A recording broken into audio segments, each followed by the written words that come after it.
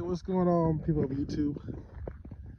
I know those of you that are still following me and looking at my videos, keeping up with what I've been doing as far as my upgrades, to be concerned.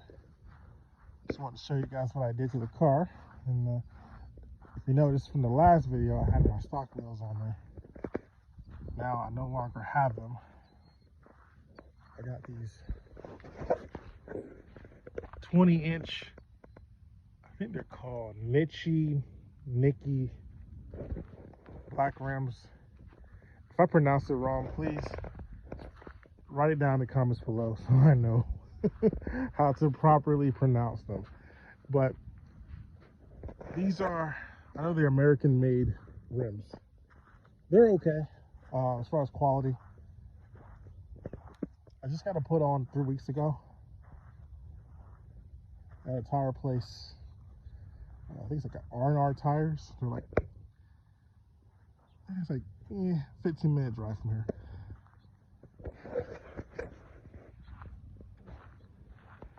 But they look pretty good. They're black. They blend in with the car. They actually add a more aggressive look to the car. I'm very impressed with it. It's wide in the back, 20-inch. And then the front is going to be a little bit less. But same size rims. They're very sporty looking.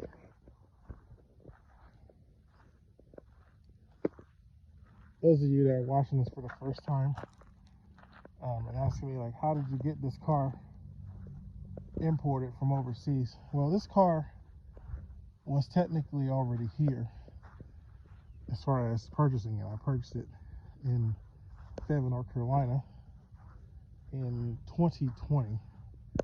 This car was once badged as a Buick Regal Torex. It's still a Buick Regal Torex by all means, but what I have done to it was I bought the bumpers from overseas, the front and the rear bumper from overseas. And it's a long story how I was able to get it, and then getting all the other parts to it is another story. But the fact remains is, you know, I came a long way with this. It was a lot of work, a lot of research. But what you're seeing right in front of you is a Grand Sport appearance. So you have your side skirts that are Grand Sport, aka Regal Sportback GS. Same thing with the front. Only difference is there's no side markers to mark the GS version.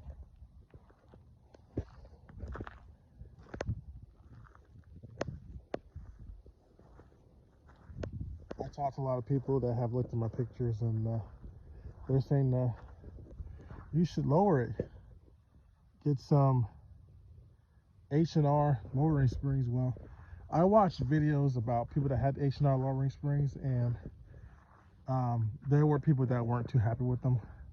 The stance looked really good, but their ride comfort and, you know, I mean, correct me if I'm wrong. I mean, some people like them, some people don't. I prefer to get eBack Pro Kit lowering springs. It looks really good, just as good.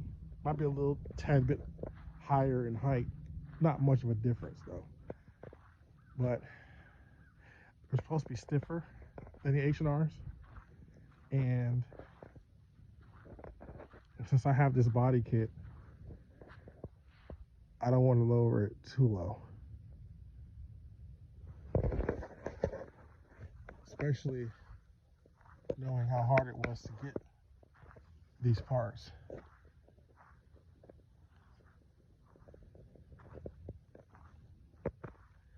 But I'm gonna order them this week. I just wanted to let you guys know it's not lowered yet. I mean, it looks good. Looks good. I mean, it looks good, even if I didn't get them.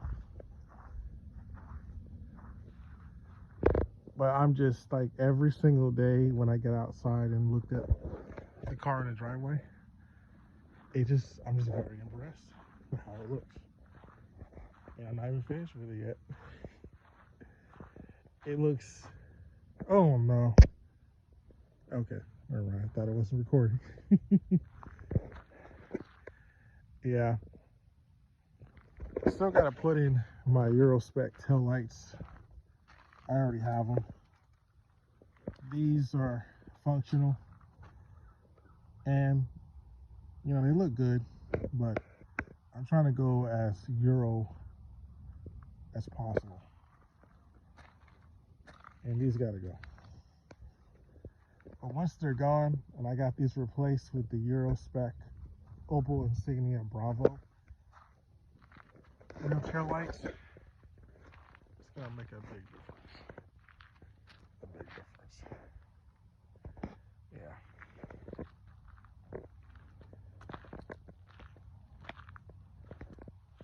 And then those of you that are commenting on my rear license plate, it's not for everybody to have European and US plate on top of it.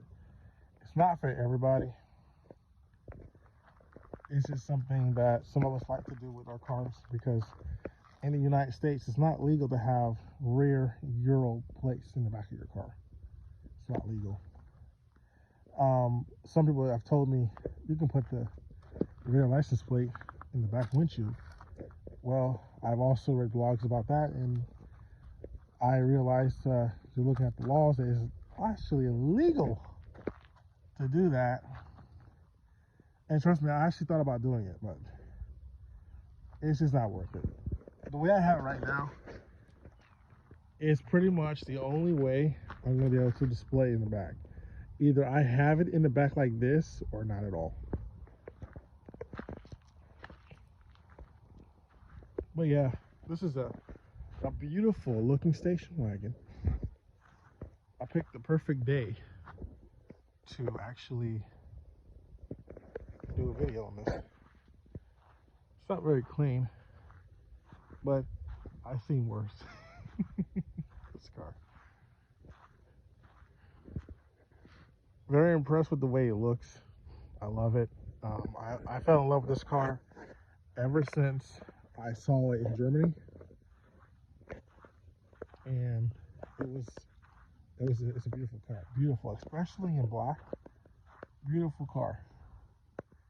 And what I always wanted to do was, you know, customize a car that was sporty, fun to drive, and at the same time, you know, making my own daily driver.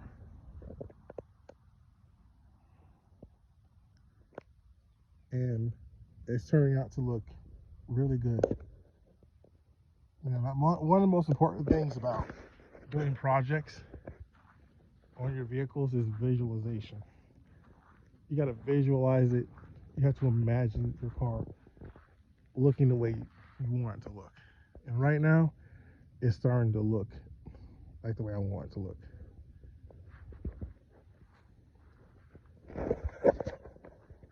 Yes. I actually tried to look up GS sport seats for this car, and they're very hard to find. And whenever I go to BuickParts.com or Buick Parts Direct, the seats are very expensive, and you can't buy them fully assembled. You have to buy them in separate parts, and those parts are expensive. So you'll be looking at $4,000, $5,000 for those GS sport seats. And you know, to make matters worse, in Germany they're even more expensive, and you have to get the parts for those as well, unless you're going to eBay of Kleinanzeigen. So what I decided to do was get some aftermarket sport seats, And I actually looked at some Braum sport seats and some Amazon aftermarket racing seats. I haven't decided which ones I want to go with yet, because Braum has a sponsorship program, so I'm trying to see what they can offer for me, and if they can give me a good set for free and just to advertise their product, then I'll give it a shot. But if not, then I can always, go with the Amazon racing PVC seats. That's fine too. Yeah. But yeah, this is what I have so far. Oh, one more thing. A buddy of mine has he has an aftermarket version of this, and it's smoked, like a smoke color. And his is sequential. Like, I don't know if you've seen how sequential lights are. You see them a lot of them in Audis.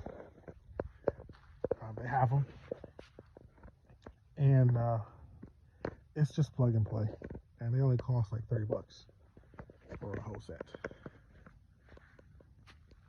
Very cheap. I like them.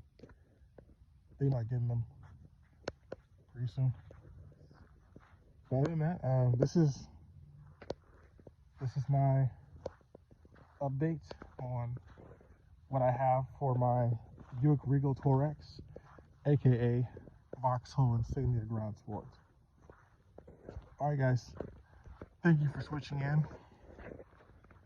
Please like, subscribe, share this video. Share this video, because I notice a lot of Regal Tourex owners out there, Regal Sportback owners out there that would like to see what other people are doing to their Regals, and they will have to get some ideas. So I want to be able to share that with those people. And even if you don't have a Regal Tourex or Sportback, this video is for you too. You might get some ideas as well. Anyway, please subscribe to my channel. More followers, the better. All right, thanks.